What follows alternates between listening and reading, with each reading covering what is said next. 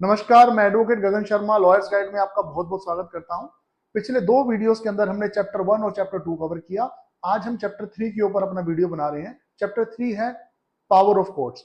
Power of court के अंदर कुल मिला के 21 से लेके 29 सेक्शन आते हैं। हम इन सारे सेक्शंस को भी डिटेल में पढ़ते हैं, तो चलिए शुरू करते हैं।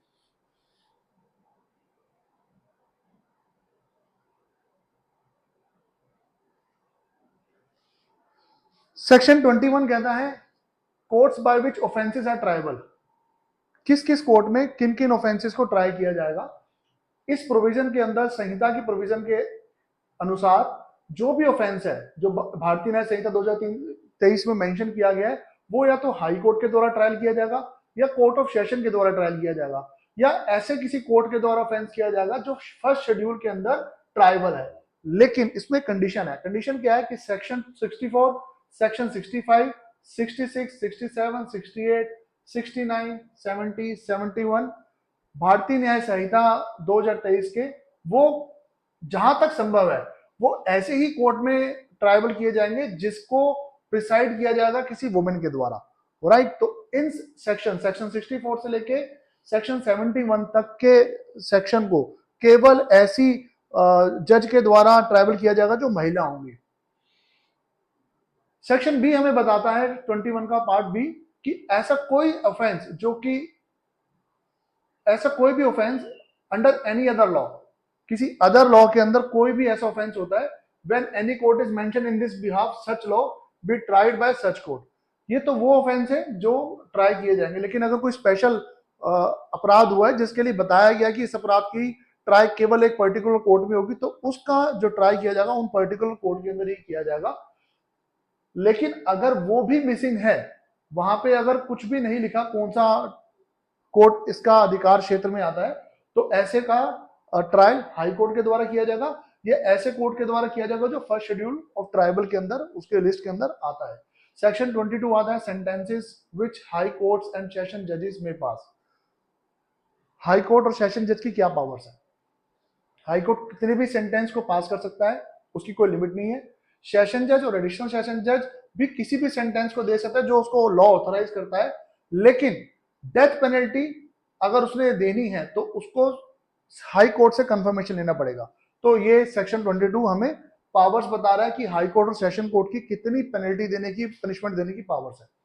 सेक्शन 23 बता रहा है कि मजिस्ट्रेट क्या क्या ऑर्डर पास कर सकता है। The court of chief judicial magistrate may pass any sentence authorised by law except a sentence of death or imprisonment. ना वो डेथ की पनिशमेंट दे सकता है, ना वो इम्प्रिजनमेंट फॉर लाइफ दे सकता है, और ना ही वो इम्प्रिजनमेंट 7 साल से ज्यादा दे सकता है। ये मजिस्ट्रेट की लिमिटेशन है। बाकी कानून के तहत वो जितनी सजा है वो दे सकता है दिए हुए कानून के तहत। सब सेक्शन 2 बता रहा है court of magistrate first class का जो है वो इम्प्रिजनमेंट फॉर टर्म दे सकता है, लेकिन वो इम्प्रिजनमेंट की टर्म दे सकता है लेकिन वो 3 साल से ज्यादा नहीं होनी चाहिए, और वो 50,000 तक का फाइन लगा सकता है। 50,000 से ज्यादा नहीं होना चाहिए, या वो दोनों कर सकता है या वो कम्युनिटी सर्विस के लिए कह सकता है। कम्युनिटी सर्विस को मैं अभी बताता हूं क्या होता है। कोर्ट ऑफ मजिस्ट्रेट और सेकंड क्लास की पावर क्या है कि वो 1 साल से ज्यादा की सजा नहीं दे सकता, या 10,000 से ज्यादा का जुर्माना नहीं डाल सकता, या वो दोनों दे सकता है, या कम्युनिटी सर्विस। कम्युनिटी सर्विसेज क्या होती है कि जहां पे आप अपराधी को किसी ऐसे काम में लगा सकते हो जिससे कम्युनिटी का बेनिफिट होता है। आपने कई जगहों पे देखा होगा कि कुछ लोगों को पेड़ लगाने की सजा मिल जाती है, तो वो पेड़ लगाते हैं, उस पर बकायदा लिखा भी रहता है we are honouring the high court judgment, high court orders, या किसी भी कोर्ट के ऑर्डर के ऊपर वो लिख भी सकते हैं। तो ऐसे कम्युनिटी सर्विसेज भी कोर्ट अगर चाहे तो दे सकती है। सेक्शन 24 बता रहा है कि अगर आपको फाइन लगाया गया है और आप वो फाइन पे नहीं करते तो उसकी आपको सजा क्या मिलेगी। Court of magistrate may award such term of imprisonment in default of payment of fine as it is authorized by law। तो मजिस्ट्रेट जो उसको कानून के तहत प्रावधान दिए गए उसके तहत वो अपनी सजा सुना सकता है, अवॉर्ड कर सकता है। लेकिन कंडीशन क्या है कि वो किसी भी अवस्था में सेक्शन 23 में जो मजिस्ट्रेट की पावर है उसका उल्लंघन नहीं करेगा। दूसरे नंबर, अगर किसी भी अवस्था के अंदर वो मेन, सपोज करो उसकी एक मर्डर की सजा है और साथ में उसको फाइन भी लग रहा है, मर्डर तो बहुत बड़ा एग्जांपल दे दिया, किसी और अपराध की सजा है साथ में उसको फाइन ना देने की सजा भी दी जा रही है, उस अवस्था में जब दोनों अपराध एक साथ आ रहे हैं, उसके अंदर क्या करेंगे, shall not where imprisonment has been awarded as part of substantive sentence.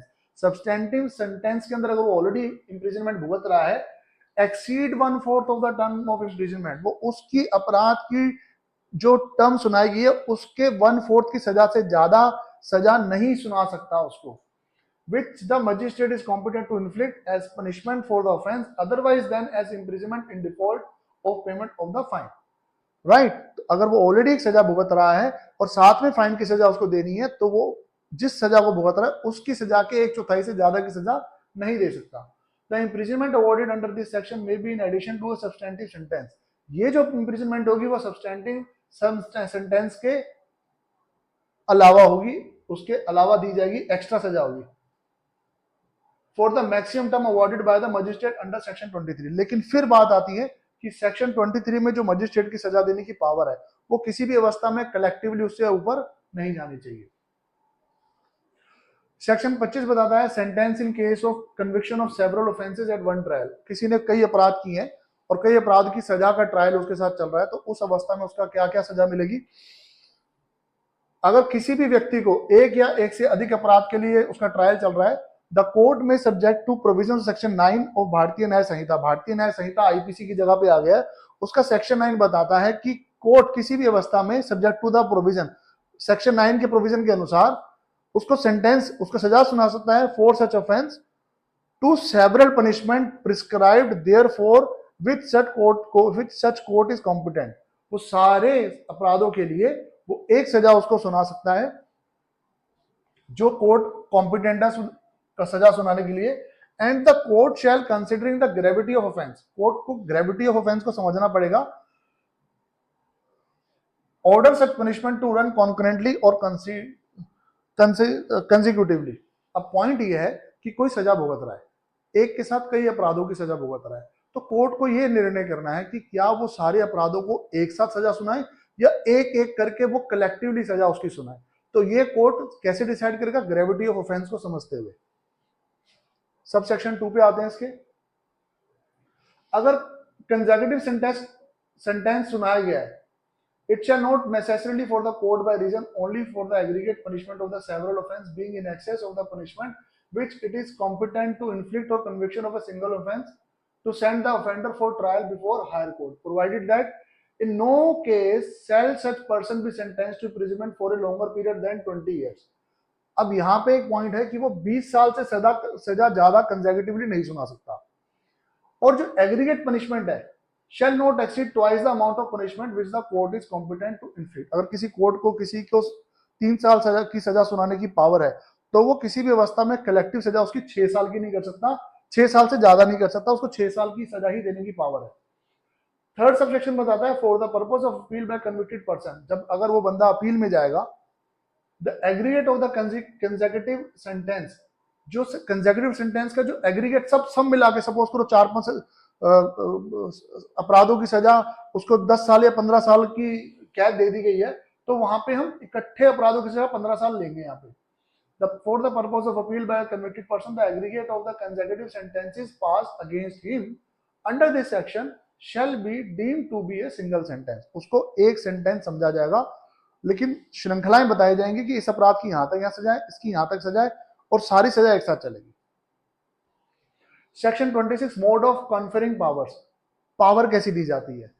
In conferring powers under this Sanhita the high court or the state government as the case may be may by order empower persons specially by name or in virtue of their offices or class or official generally be their official titles। तो या तो high court power दे सकती है या state government power दे सकती है by order, या किसी बंदे को एम्पावर कर देती है स्पेशली उसके नाम के साथ या उसके ऑफिस के साथ उसको पावर दे सकती है, या क्लासेस ऑफ ऑफिशियल बना के उनके टाइटल के हिसाब से उनको पावर दी जा सकती है।